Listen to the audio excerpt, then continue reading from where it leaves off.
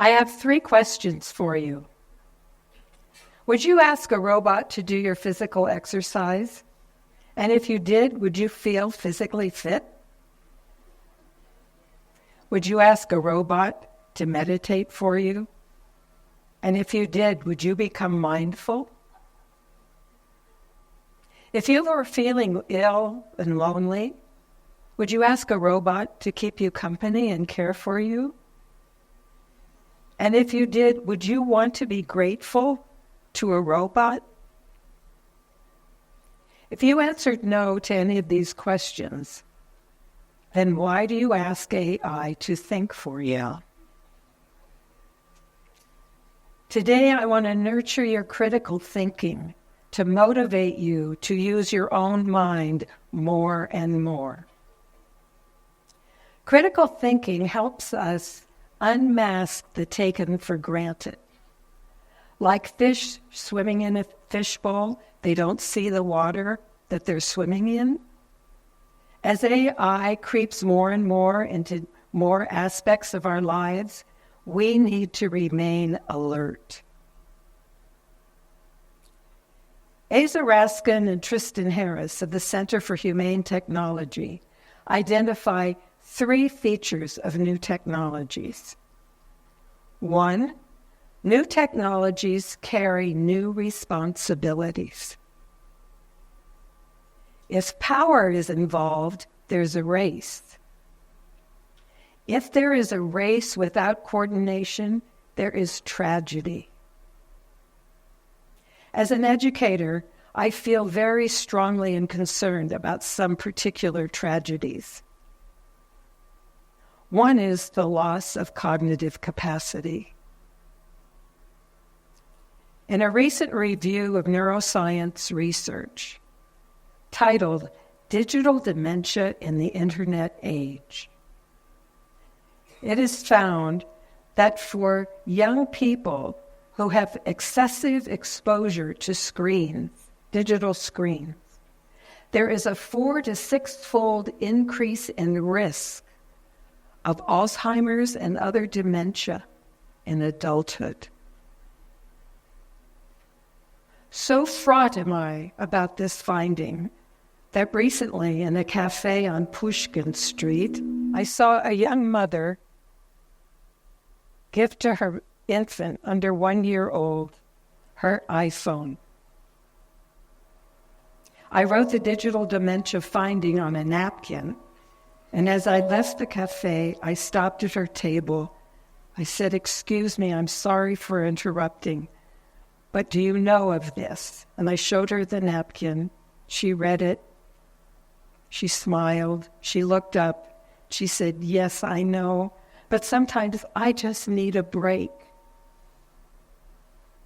This encounter made me even more aware of how much coordination we need in order to support all parents and in order to prevent and mitigate the tragedies of digital technologies for all children.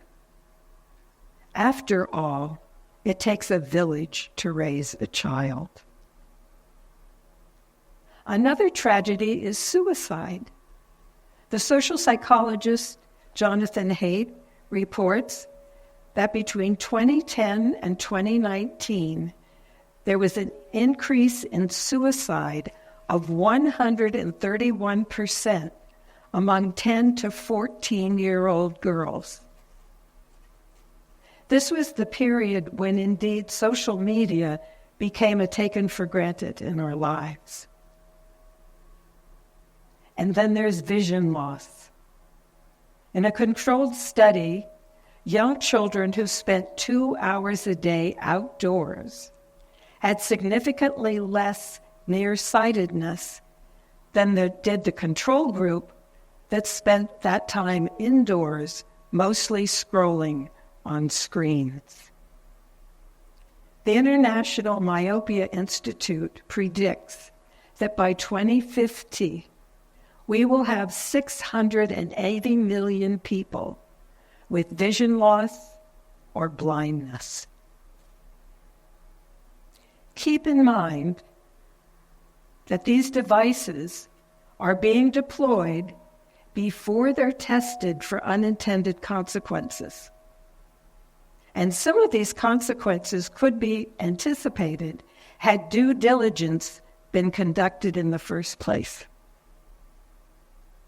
And again, from the Center for Humane Technology, many of the workforce in Silicon Valley do not allow their own children to use the devices that are being deployed for the children of other people. What is driving and what is the cultural context for the development of these devices and how they're deployed? Silicon Valley, which is about 30 miles south of where I live in Berkeley, California, when I'm not in Ushi, Armenia, used to be called the Valley of the Heart's Delight. It was all fruit orchards.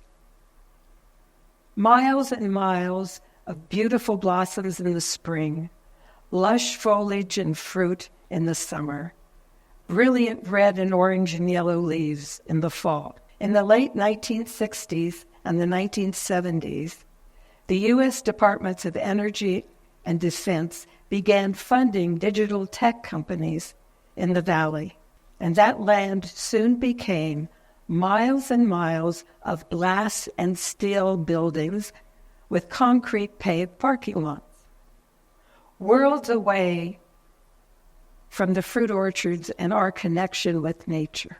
Now, that's a perfect model also from additional losses due to the technology I call disruptions.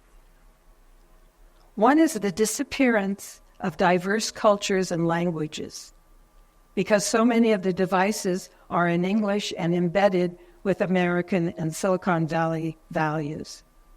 Just when we most need diverse takes on reality to help us solve 21st century complex problems.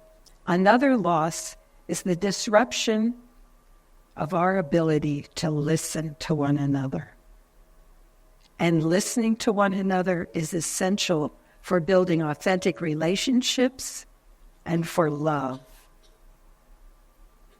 And then there's the loss of our relationship with ourselves. How often now, instead of scrolling on our devices, do we just sit with ourselves and listen to our inner voice and carry on those conversations, most private and personal, that help ground us and center us? Now, what's driving this? The neoliberal business model of capitalism. The race, the competition among companies for market share, to make the most profit, to have the greatest return on investment for stockholders. Ethics and the common good are not high priorities. There's another piece of the puzzle, and that is the myth around AI, that transparency will keep us informed when we're receiving misinformation. Think about it. How hard is it to identify our own mental traps and biases? We're all human, we're all vulnerable. How likely is it that the people writing the code, designing the algorithms, selecting the databases, and the actual databases themselves will reveal the mental traps and biases embedded in them, and that those biases will be shared with us? Not likely. You will hear the leaders of technology companies talking about transparency, but I've not heard any of them walk their talk. When I was growing up, my household was very strict, and I was never allowed to ask, "Who says so?" And I went to college, and in my sociology textbook it said, "You're supposed to ask, who says so?" And I said, "Oh, this major is for me." So I am asking you to ask, who says so? Who is saying that this technology will make you smarter, will make you more productive, will help you solve, or help us all solve, all the problems of the future? How is it in their best interest to tell us this is the case? Last semester, 2 of my students developed a poster, and the poster says, "Don't become a puppet of the digital era." So if and when you use the technology to perform a task, to answer questions, to solve problems, make sure you retain your own capacity to think, create, be human, love. Spend time outdoors. Exercise physically. Be in person with your friends and family. Meditate, because your mind depends upon it. And coordinate, mobilize to prevent and mitigate the dangers of digital technology, because humanity depends upon it. Thank you.